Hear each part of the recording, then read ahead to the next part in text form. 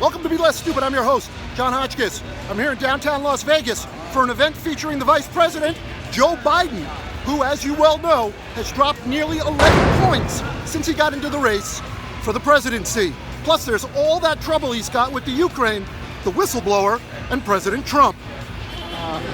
We're expecting some interesting things to happen here today. This is the Vice President's first public appearance since the brouhaha. For Be Less Stupid, I'm the host, Jon Hotchkiss. Stick around. In the meantime, my job, our job, is to make sure, above all else, we beat Donald Trump. Welcome to Be Less Stupid. I'm your host, Jon Hotchkiss. Let's get right to it. Joe Biden remains the front runner among the Democrats in the race to kick Trump's ass on November 3rd, 2020. This despite Trump and Rudy's Ukrainian crime spree. This is not about me. This is about the American people. This is about... Now look, I am not specifically supporting Joe Biden. In fact, I'm leaning towards Bernie or Elizabeth Warren. However, Joe Biden has raised more money than other Democrats. Biden has more endorsements. And in every poll since May, more Americans say that they will vote for Joe Biden than any other Democrat. Look, and here's why Trump keeps making these outrageous allegations against Joe and his son. Because in 70 polls in a row, when Americans are asked who they prefer, Donald Trump or Joe Biden, Biden wins by 4 or 5 points every time. And look, that is great news.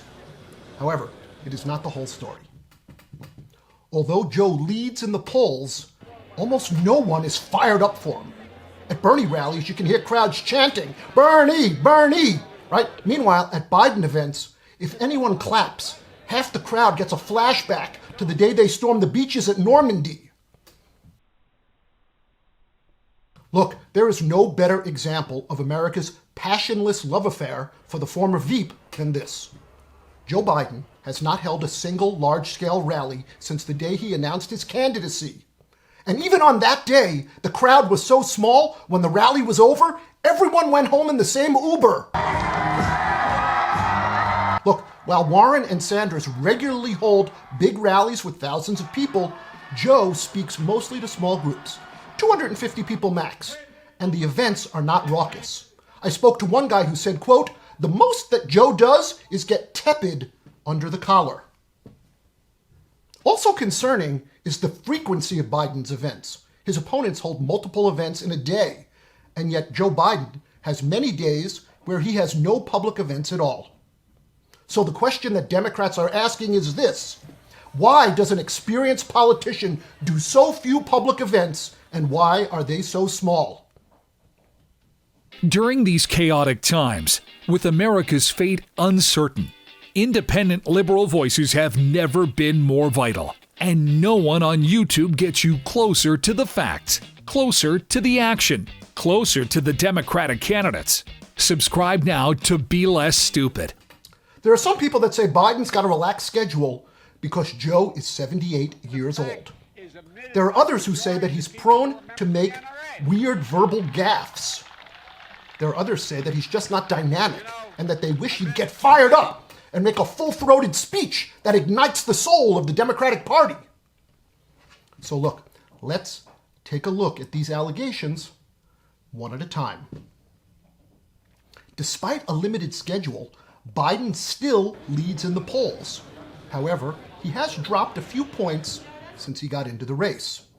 Joe also has the most name recognition, so he gets tons of free media coverage whenever he does in fact speak. So he reaches voters while they're watching TV at home instead of in person. And look, Joe Biden doesn't need to introduce himself to large crowds of voters the way Kamala Harris or, say, Pete Buttigieg do. Joe Biden is a known quantity. People like and trust him. Plus, his team knows that there is a portion of the electorate that is tired of the circus and that they would prefer someone who will bring back sanity to Washington. Then there's this. Running for president is a marathon and not a sprint. Biden knows this and is conserving his energy for the real battle when he's the nominee and running against Donald Trump. Now look, let's talk about Joe's age. He is 78. and if elected, he'll be the oldest president to be inaugurated. That said, I would like to offer you my personal impression, having seen him in person and gotten my picture taken with him just a few days ago in Las Vegas. His speech was about 20 or 25 minutes, a little bit short. However, it was also like 90 degrees outside, and most of the crowd had to eat dinner by 4:30. That the job is about a lot more than a paycheck. A job is about your dignity. It's about your place in the community. It's about respect.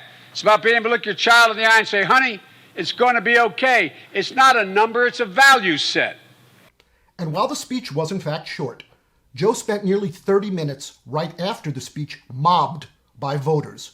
Joe paid special attention to people in wheelchairs or to people who had devices that helped them breathe. Joe took tons of photos. He shook hands. People hugged him and he hugged people. I saw a retired U.S. soldier tell him that he was having trouble getting medical attention at the VA. Joe told the man to give him his phone number, that he'd get in touch and he'd help him straighten it out. Information and we'll follow up. Okay. Give me your phone number. Yes, sir. Thank you, Mr. Vice President. Nice to see you again. How are you? As I watched Joe Biden turn from one admirer to the next, he smiled the whole time. He was fully engaged. In fact, I'd say he was more dynamic then than he was during the speech. And it wasn't an act. This guy was in his element. So look, if anyone tells you that Joe Biden doesn't have the stamina or isn't electable because he's 78, you can tell them this. Jon Hotchkiss saw him up close. Jon Hotchkiss is a very good judge of people. Jon Hotchkiss says that Joe has the stamina to be president and that Jon Hotchkiss is never wrong.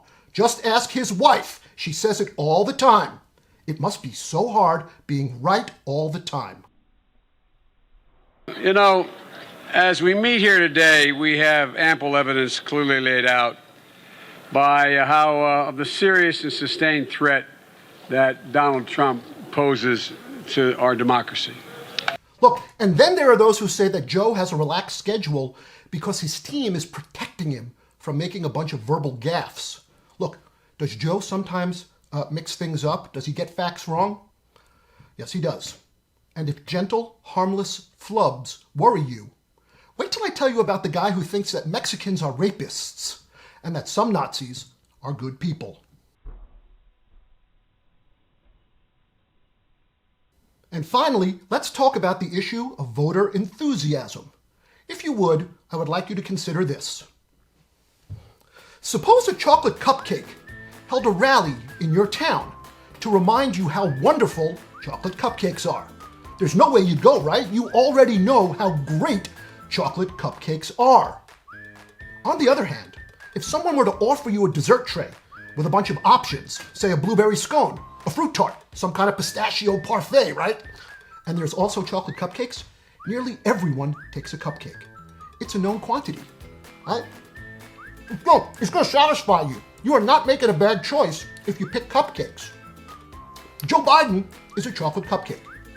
Elizabeth Warren, Kamala Harris, and Pete Buttigieg, and even Bernie to some extent, they're cranberry scones or banana nut muffins. Look, they're not bad. They might even be delicious, but they're an acquired taste. And not everyone is going to like them.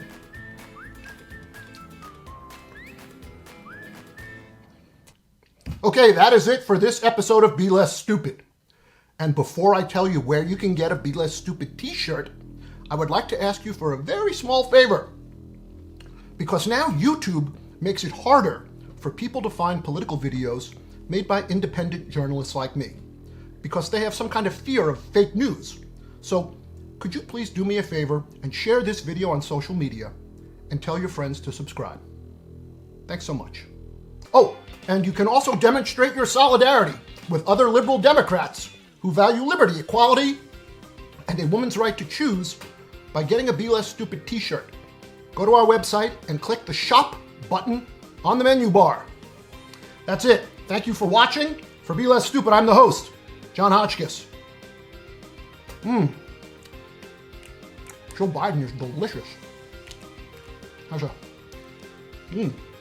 nice creamy center. So good. You know, this country can overcome 4 years of Donald Trump with some great difficulty. There's been a lot of damage done at home, and assuming in the remaining year of his term, if he's in for a remaining year, that, no, I'm not being a wise guy when I say that. Nobody knows what's going to happen.